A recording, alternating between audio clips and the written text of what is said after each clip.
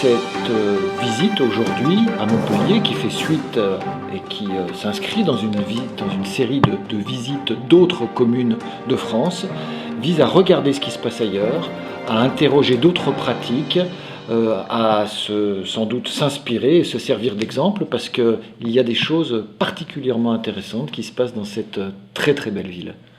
Alors, notre adjoint de Grenoble, M. Clouer, a trouvé que notre ville était très propre, commercialement extraordinaire, parce que par rapport à d'autres centres-villes qui sont devenus des zones franches, c'est dramatique cela. Eh bien, notre centre-ville, lui, à Montpellier, il est bien vivant. Et donc, M.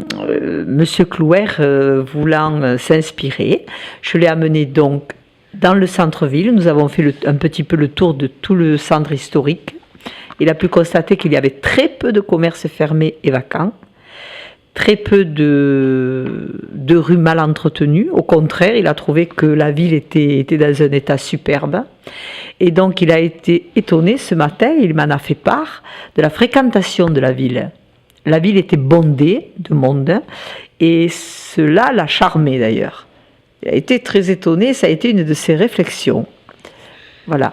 Donc il a remarqué la jeunesse qui était dans nos rues, avec l'ensemble étudiant qui se promenait dans toutes les rues de Montpellier, les terrasses de café, le bien-être de Montpellier. Que vous comptez retenir de votre visite de Montpellier? On parlait tout à l'heure du Grand Bazar de Montpellier. Vous allez l'instaurer sur Grenoble? Vous allez essayer de l'instaurer? Alors, je ne sais pas, il va falloir qu'on en discute un peu plus concrètement. Il y a plusieurs choses que j'ai vues qui sont très intéressantes. D'abord, on a été également regarder les partenariats que vous avez noués avec la Chambre de commerce et d'industrie. Nous aussi, à Grenoble, on a ce type de partenariat. Avec des actions d'accompagnement spécifiques sans doute à Montpellier.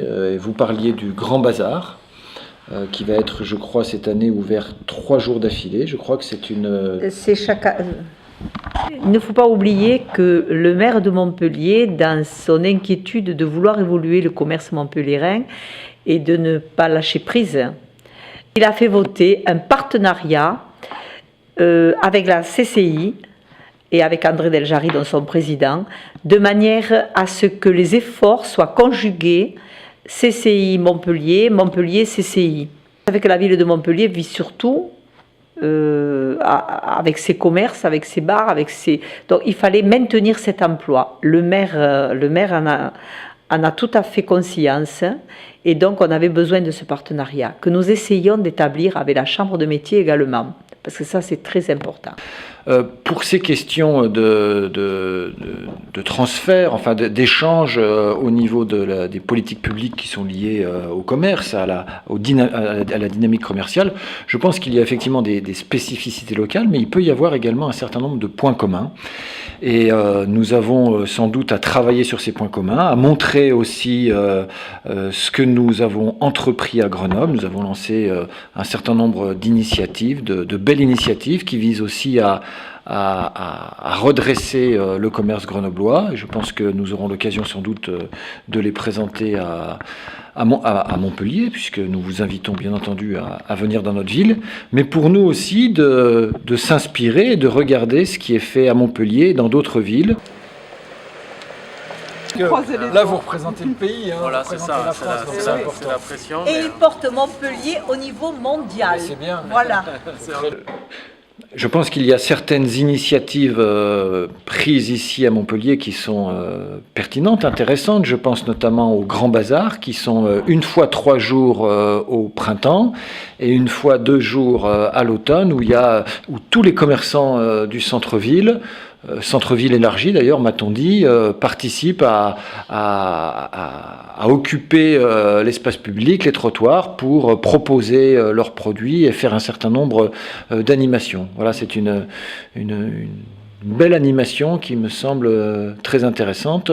Je pense aussi à d'autres initiatives qu'on nous a également présentées, au visiocommerce, qui consiste en fait à faire visiter à des enseignes, à un certain nombre de partenaires commerciaux qu'on voudrait voir venir dans la ville, des locaux commerciaux, à établir des liens avec eux pour essayer de renforcer l'attractivité du centre-ville. Ça me semble aussi des initiatives particulièrement intéressantes. Nous avons beaucoup de points en commun avec Grenoble.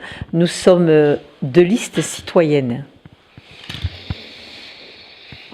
En dehors de la politique, évidemment, nous sommes deux listes d'abord citoyennes, divers gauche, écologistes, si vous voulez, mais nous sommes deux listes citoyennes.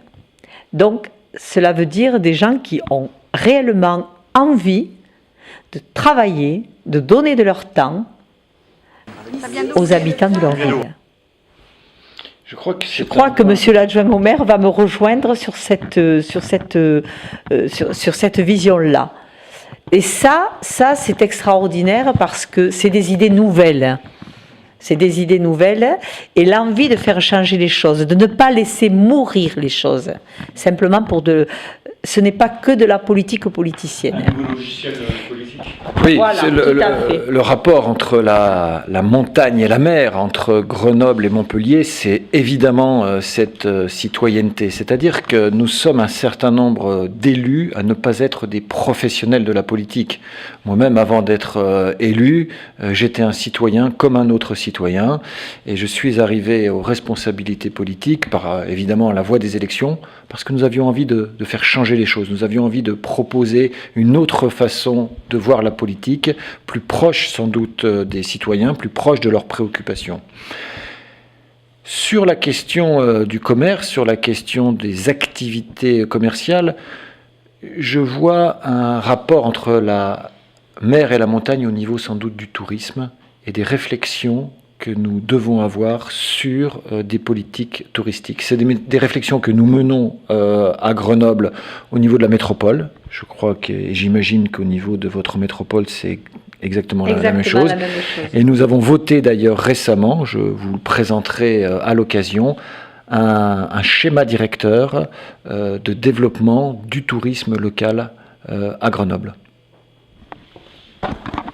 Oui, donc vous voyez que notre sympathie mutuelle, elle vient tout simplement de la manière de gérer une ville. Et cela, moi personnellement, je pense que nous le devons à notre maire, Philippe Sorel, maire de Montpellier et président de Montpellier Méditerranée Métropole.